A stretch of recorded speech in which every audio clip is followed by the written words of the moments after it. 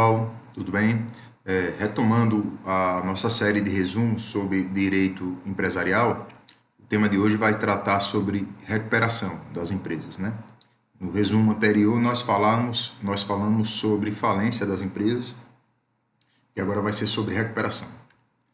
Existem dois tipos de recuperação, a recuperação extrajudicial e a recuperação judicial, certo?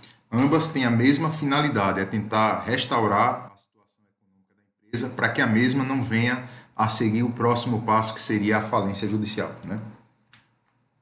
A recuperação extrajudicial, que vai ser a primeira que nós vamos abranger aqui, ela é uma maneira em que a empresa procura se reerguer economicamente e evitar sua falência, certo?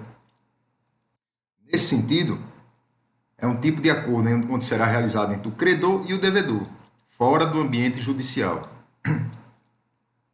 O procedimento é bem mais simples que uma recuperação judicial, buscando sempre agilidade e simplicidade, né? E esse procedimento de recuperação extrajudicial ele é previsto na lei. Ou seja, a recuperação extrajudicial ela ocorre fora da justiça, né?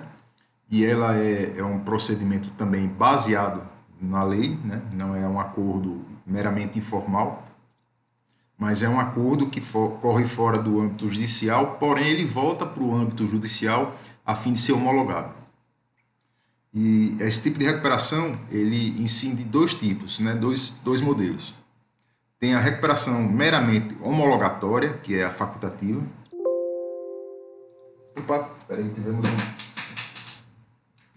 um detalhezinho aqui.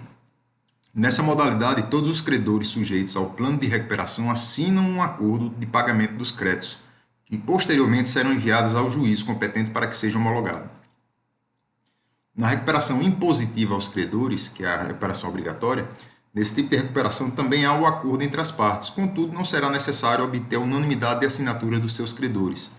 Assim, será exigida uma concordância mínima de 3/5 dos credores dentro do plano de recuperação apresentado, sendo também enviada para o Poder Judiciário para ser homologada. Então, conforme eu falei, a recuperação extrajudicial ela é um acordo, né, da empresa que está passando por uma situação difícil com os credores, certo? Na facultativa, todos os credores acordam com ela num plano para que haja a recuperação dessa empresa para que eles possam receber. Na obrigatória, não precisa do aval de todos os credores, né?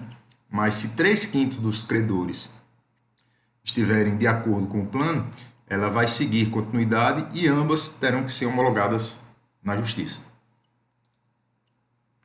A legitimidade da recuperação extrajudicial, né? Os requisitos essenciais são esses: exercer atividade empresarial há mais de 2 anos, não ter falência declarada, não ter pedido de recuperação judicial pendente, não pode estar passando por outro processo de recuperação, né? Não ter obtido recuperação judicial há menos de 2 anos, ou seja, não já pode ter passado por outro processo, ter se recuperado, mas se for um período menor do que 2 anos, não pode, né? Não ter obtido a homologação de recuperação judicial há menos de 2 anos. Ou seja, ele não só pode não ter entrado com o processo de recuperação judicial por menos de 2 anos, como também não pode ter sido esse processo homologado por menos de 2 anos, né? Não ter sido condenado, não ter como administrador, sócio controlador, pessoa condenada por crimes falimentares. Os créditos que não podem ser relacionados nas recuperações extrajudiciais são créditos trabalhistas, créditos decorrentes de acidente de trabalho, créditos tributários, créditos com garantia fiduciária, créditos oriundos de arrendamento mercantil, créditos de compra e venda ou promessa de imóvel com cláusula de revogabilidade e créditos decorrentes de contrato de câmbio, certo? E agora vamos falar sobre a recuperação judicial. A recuperação judicial é um termo usado para definir o processo pelo qual a empresa passa para evitar sua total quebra ao entrar em uma crise financeira, né? Então, o objetivo da recuperação, seja judicial ou extrajudicial, é evitar a quebra da empresa, certo? A falência. O objetivo da recuperação judicial é, de forma coordenada, buscar o equipamento da empresa, o erguimento da empresa mediante a aprovação e posterior implementação de um plano de recuperação judicial.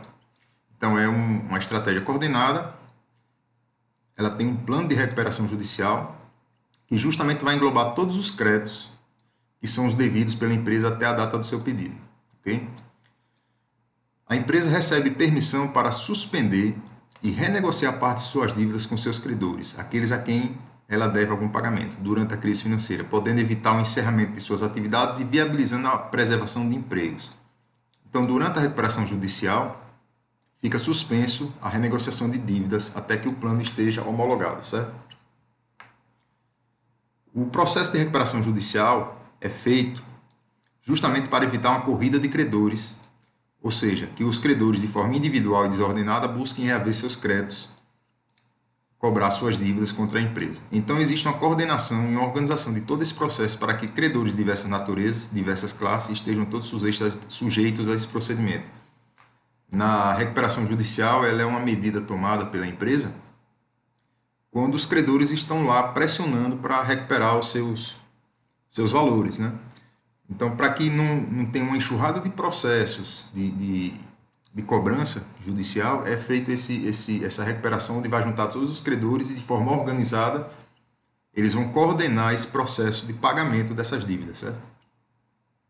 Ela serve também como instrumento de defesa dos interesses econômicos da sociedade como um todo, já que a falência de uma empresa afeta tanto seus empregados quanto outros membros da cadeia produtiva. Uma empresa que está fechando as portas são empregos a menos no país, credores que provavelmente não receberão esses valores, né? Então isso não é bom, nem para as pessoas, nem para os credores, nem para os prestadores de serviços, nem para a economia. Desculpa. Quem pode pedir recuperação judicial? De acordo com a Lei 11.101, posteriormente complementada pela 14.112, somente a empresa devedora pode pedir a recuperação judicial. Entre as pessoas físicas, somente o produtor rural, certo? Que atua como pessoa física para poder fazer a solicitação. A lei veda a recuperação judicial para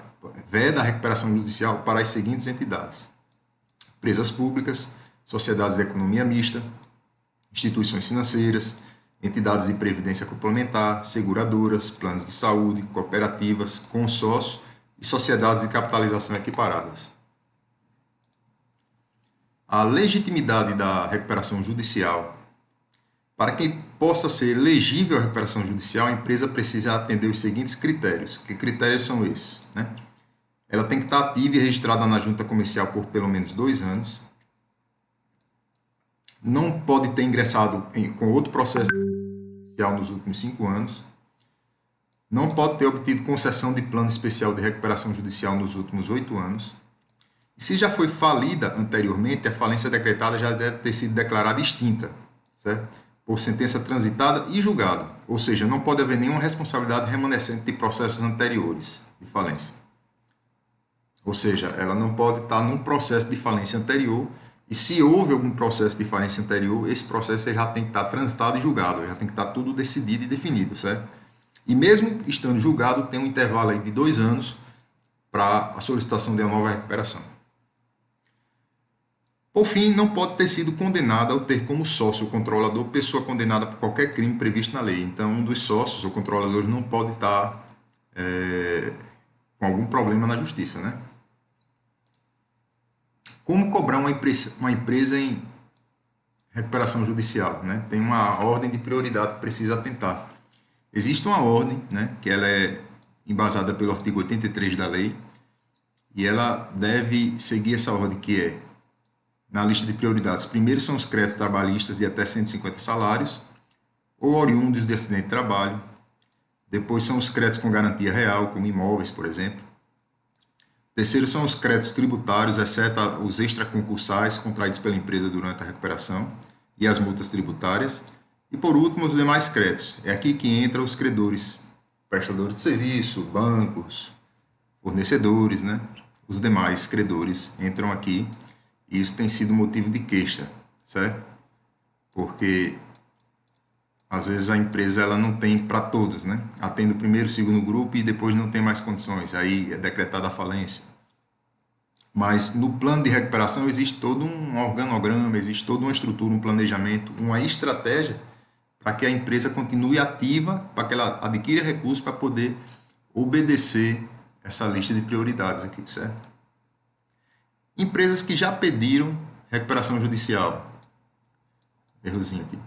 As Americanas, né, é o caso atualmente mais famoso, ela fez a solicitação de recuperação judicial em 43 bi, a Samarco, a Oi, Odebrecht, né, famosa Odebrecht, Set Brasil e a OGX, né, que é a empresa do Eike Batista. Né? Todas essas empresas são grandes empresas aí, já solicitaram, né, em algum momento de suas vidas, o pedido de recuperação judicial para evitar a falência. Então, espero que vocês tenham gostado desse resumo. Acompanhe aí a nossa playlist, que nós estaremos incluindo mais temas sobre isso, tá bom? Obrigado, até mais.